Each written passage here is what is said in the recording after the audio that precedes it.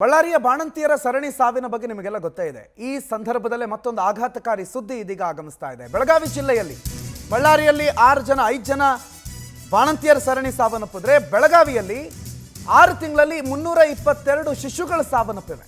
ಮಹಿಳಾ ಮತ್ತು ಮಕ್ಕಳ ಕಲ್ಯಾಣ ಅಭಿವೃದ್ಧಿ ಇಲಾಖೆಯ ಸಚಿವರ ತವರಿನಲ್ಲೇ ನಡೆದಿರುವಂಥ ಘಟನೆ ಆಘಾತಕ್ಕೆ ಕಾರಣ ಆಗಿದೆ. ಬೆಳಗಾವಿಯ ಲಕ್ಷ್ಮೀ ಹೆಬ್ಬಾಳ್ಕರ್ ಮಹಿಳಾ ಮತ್ತು ಮಕ್ಕಳ ಕಲ್ಯಾಣ ಸಚಿವೆ ಅಧಿವೇಶನಕ್ಕೂ ಮುನ್ನ ದಿನವೇ ಈ ಭಯಾನಕ ಮಾಹಿತಿ ಹೊರಗಡೆ ಬಿದ್ದಿದೆ. 6 ತಿಂಗಳಲ್ಲಿ 29 ಬಾಣಂತಿಯರು 300ಕ್ಕೂ ಹೆಚ್ಚು ಶಿಶು ಮಕ್ಕಳು ಸಾವನ್ನಪ್ಪಿದ್ದಾರೆ.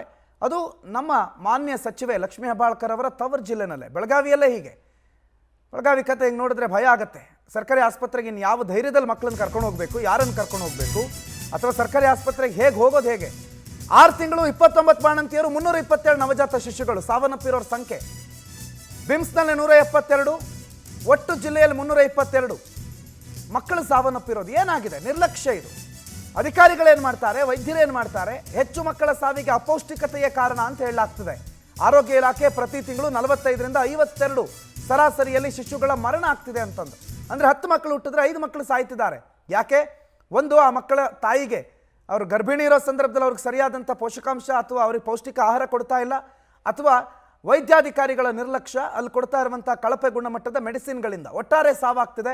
6 ತಿಂಗಳು 322 ನವಜಾತ ಶಿಶುಗಳು ಅಂತಂದರೆ ಅದಕ್ಕೊಂದು ಲೆಕ್ಕ ಇಲ್ವಾ? ಅದು ನಮ್ಮ ಮಕ್ಕಳ ಕಲ್ಯಾಣ ಇಲಾಖೆ, ಅಲ್ಲಿನ ಸಚಿವರು, ಅಲ್ಲಿನ ಅಧಿಕಾರಿಗಳು ಏನು ಮಾಡ್ತಿದ್ದಾರೆ?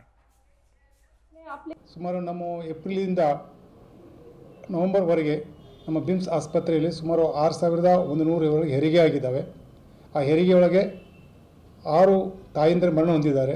ಅದಕ್ಕೆ ಪ್ರತಿ ತಿಂಗಳ ಅವಕ್ಕೆ ಬೇರೆ ಬೇರೆ ಕಾರಣಗಳಿದ್ದಾವೆ. ನಮ್ಮಲ್ಲಿ ಅಂದರೆ ಬೇರೆ ಬೇರೆ ಅದಕ್ಕೆ ಡೆಲಿವರೀಸ್ ಇರ್ಬೋದು, ಬೇರೆ ಸಿಸ್ಟಮ್ದಲ್ಲಿ ಇರ್ತವೆ, ಅದು ಮಾಡ್ತಾಯಿದ್ವಿ.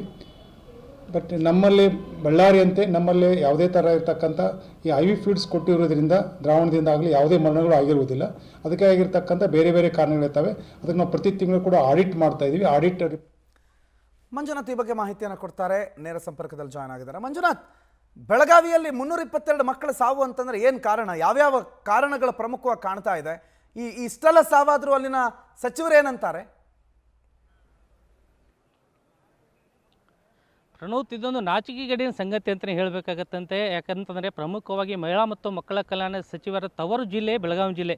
ಈ ಬೆಳಗಾವಿ ಜಿಲ್ಲೆಯಲ್ಲಿ ಕಳೆದ 6 ತಿಂಗಳಲ್ಲಿ 322 ಶಿಶುಗಳು ಸಾವನ್ನಪ್ತಾರೆ. ಅಷ್ಟೇ ಅಲ್ಲದೆ 29 ಏನು ಮಹಿಳೆಯರು ಏನಿರ್ತಾರೆ, ಹೆರಿಗೆಗೆ ಬಂದಂಥ ಮಹಿಳೆಯರು ಅವರು ಸಾವನ್ನಪ್ತಾರೆ. ಇಷ್ಟಾದರೂ ಸಹ ಮಹಿಳಾ ಮತ್ತು ಮಕ್ಕಳ ಕಲ್ಯಾಣ ಇಲಾಖೆ ಆಗಿರ್ಬೋದು, ಆರೋಗ್ಯ ಇಲಾಖೆ ಕಣ್ಮುಚ್ಚಿ ಕುಳಿತಿದೆ ಅಂತಲೇ ಹೇಳಬೇಕಾಗತ್ತೆ. ಪ್ರಮುಖವಾಗಿ 322 ಮಕ್ಕಳು ಅಂತಂದರೆ 6 ತಿಂಗಳಿಗೆ ಪ್ರತಿ ತಿಂಗಳಿಗೂ 10 ಮಕ್ಕಳು ಹುಟ್ಟಿದರೆ 5 ಶಿಶುಗಳು ಸಾವನ್ನಪ್ತಾವೆ ಅಂತ ಹೇಳಿದರೆ ಇದೊಂದು ನಾಚಿಕೆಗೇಡಿನ ಸಂಗತಿ.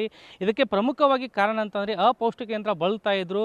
ಅಷ್ಟೇ ಅಲ್ಲದೆ ಅವರು ಏನು ಮಹಿಳೆಯರಿಗೆ ಕೊಡಬೇಕಂತ, ಬಾಣಂತಿಯರಿಗೆ ಕೊಡಬೇಕಂತ ಪೌಷ್ಟಿಕಾಂಶಗಳ ಕೊರತೆಯಿಂದ ಈ ಒಂದು ದುರ್ಘಟನೆ ನಡೆದಿದೆ ಅಂತೇಳಿ ಈಗಾಗಲೇ ಬೆಳಗಾವಿಯ ಏನು ಬಿಮ್ಸ್ ಅಧೀಕ್ಷಕ ಇದ್ದಾರೆ ವಿಠ್ಠಲ ಶಿಂದೆ ಅವರು ಹೇಳುವ ಪ್ರಕಾರ ಆ ಒಂದು ಅಪೌಷ್ಟಿಕತೆಗೆ ಕಾರಣದಿಂದ ಈ ಮಕ್ಕಳು ಸಾವನ್ನಪ್ಪಿದ ಅಂತ ಹೇಳ್ತಾ ಇದ್ದಾರೆ. ಆದರೆ ಮಹಿಳಾ ಮತ್ತು ಮಕ್ಕಳ ಕಲ್ಯಾಣ ಇಲಾಖೆ ಕಣ್ಮುಚ್ಚಿ ಕುಳಿತಿದೆ ಮತ್ತು ಆರೋಗ್ಯ ಇಲಾಖೆ ಸಂಪೂರ್ಣವಾಗಿ ಕಣ್ಮುಚ್ಚಿ ಕುಳಿತಿದೆ ಅಂತಲೇ ಹೇಳಬೇಕಾಗತ್ತೆ. ಯಾಕಂತಂದರೆ ಅವರು ಕೆಲಸ ಮಾಡಬೇಕಾಗಿತ್ತು. ಯಾವ ಮಕ್ಕಳಿಗೆ ಅಪೌಷ್ಟಿಕ ಕೊರತೆ ಇರುತ್ತೆ ಆ ಅಪೌಷ್ಟಿಕ ಯಂತ್ರ ಅವರನ್ನು ನಿವಾರಣೆ ಮಾಡುವ ನಿಟ್ಟಿನಲ್ಲಿ ಒಂದು ಯೋಜನೆಗಳನ್ನು ಹಾಕೋಬೇಕಾಗಿತ್ತು.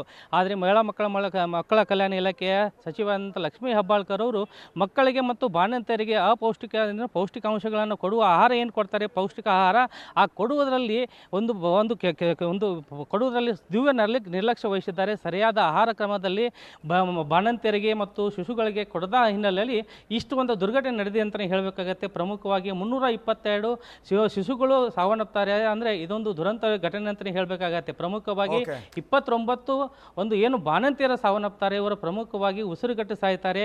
ಒಂದು ರಕ್ತದ ಕೊರತೆಯಿಂದ ಮತ್ತು ಅಪೌಷ್ಟಿಕದ ಆಹಾರವನ್ನು ಸೇವಿಸಿ ಇವರನ್ನು ಸಾವನ್ನಪ್ಪಿದ್ದ ವರದಿ ಈಗಾಗಲೇ ಬೆಳಗಾವಿ ಜಿಲ್ಲೆಯಲ್ಲಿ ಕಂಡು ಬರ್ತಾ ಇದೆ. ಪ್ರಣೋತ್, ಥ್ಯಾಂಕ್ ಯು ಮಂಜುನಾಥ್ ಮಾಹಿತಿಗೆ.